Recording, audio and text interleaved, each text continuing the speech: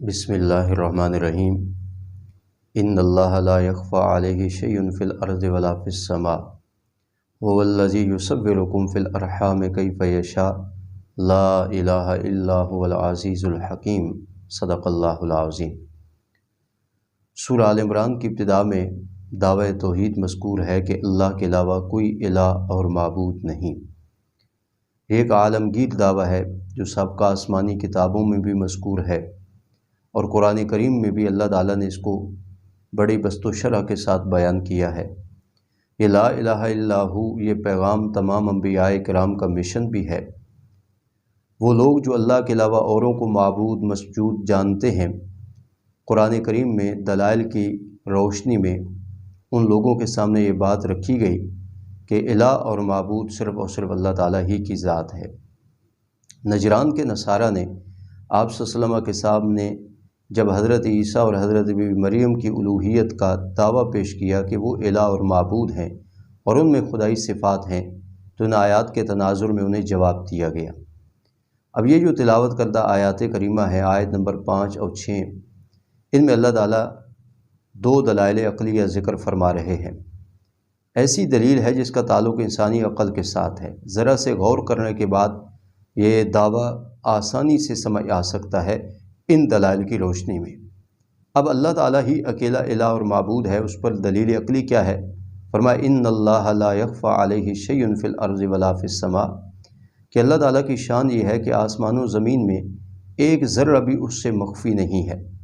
شیء عربی زبان میں ایک ذرے کو کہتے ہیں۔ بند کمرے کے اندر جب روشنی کی کوئی لکیر آ رہی ہوتی ہے تو اس میں چھوٹے چھوٹے ذرات اڑ رہے ہوتے ہیں، ان میں سے ایک ذرے کو عربی میں شیء کہا جاتا ہے۔ اللہ تعالیٰ کی شان دیکھیے، آسمان و زمین میں ایک ذرہ بھی اس سے پوشیدہ اور مخفی نہیں۔ کمال درجے کا اللہ تعالیٰ کا علم ہے کہ ہر ایک چیز اس کی نگاہوں میں ہے، ہر ایک چیز اس کے علم میں ہے۔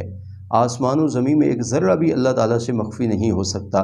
یہ شان تو اللہ تعالیٰ کی ہے جس کی بنیاد پر وہ الہ اور معبود ہے۔ اگر مخلوق میں دیکھا جائے تو یہ کمال کسی میں بھی نہیں، نہ حضرت عیسیٰ میں اور نہ ان کی والدہ ماجدہ میں، کہ وہ اللہ تعالیٰ کی برگزیدہ شخصیات ضرور ہیں مگر ہر ذرے کا علم انہیں بھی عطا نہیں کیا گیا۔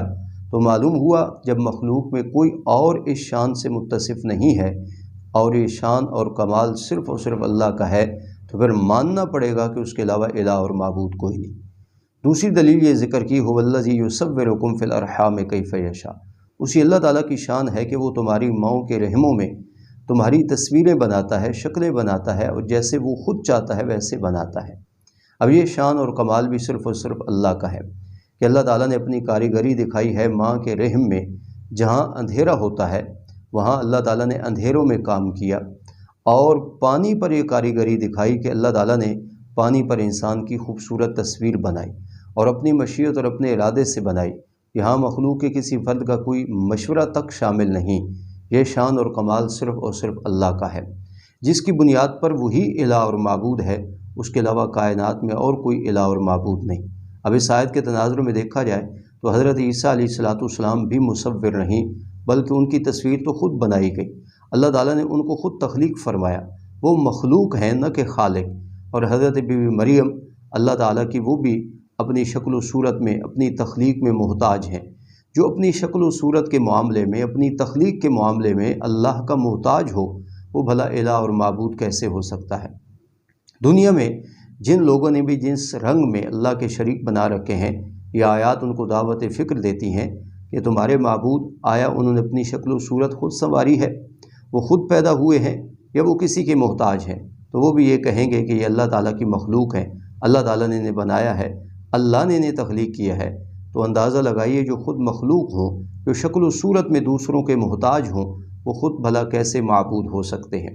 یہی وجہ ہے کہ سورۃ النحل میں اللہ تعالیٰ نے معبودان باطلہ کی بابت یہی فرمایا، لا یخلقون شیئا وہم یخلقون، فرمایا انہوں نے تو کائنات میں ایک ذرہ تک پیدا نہیں کیا، بلکہ وہ تو خود پیدا شدہ ہیں۔ جو مخلوق ہو، جو اپنی شکل و صورت میں اور اپنی ضروریات میں کسی کی محتاج ہو، وہ الہ اور معبود نہیں ہو سکتے۔ اس لیے اللہ تعالیٰ نے ان آیات کے تناظر میں یہ بات مبرہن کر دی ہے کہ اللہ تعالیٰ ہی سب کچھ جاننے والا ہے اور اللہ تعالیٰ ہی اپنی مشیت اور ارادوں سے سب کچھ کرنے والا ہے۔ تو جب اللہ تعالیٰ کی یہ شان ہے تو پھر اسی ہی الہ اور معبود جانو، اس کے ساتھ کسی اور کو شریک نہ بناؤ۔ دونوں دلیلیں ذکر کرنے کے بعد نتیجہ ذکر کیا، لا الہ الا ہو۔ جب سب کچھ جاننے والا اللہ ہے اور تمہارے ماؤں کے رحموں میں تمہاری تصویریں بنانے والا اللہ ہے، تو پھر لا الہ الا ہو، اس کائنات میں الہ اور معبود بھی صرف اور صرف اللہ ہے۔ العزیز، جو بڑا زبردست ہے، جسے کوئی زیر نہیں کر سکتا، جسے کوئی مات نہیں دے سکتا، جس کی گرفت سے کوئی نکل نہیں سکتا۔ الحکیم، حکمت والا ہے، جس کا ہر کام حکمت پر مبنی ہے۔ اللہ تعالیٰ نے ان آیات میں اپنی شان بیان کر کے اس بات کو مبرہن کر دیا کہ لا الہ الا ہو، اللہ کے علاوہ کوئی الہ اور معبود نہیں، نہ حضرت عیسیٰ علیہ السلام، نہ بی بی مریم، نہ مخلوق کا اور کوئی فرد۔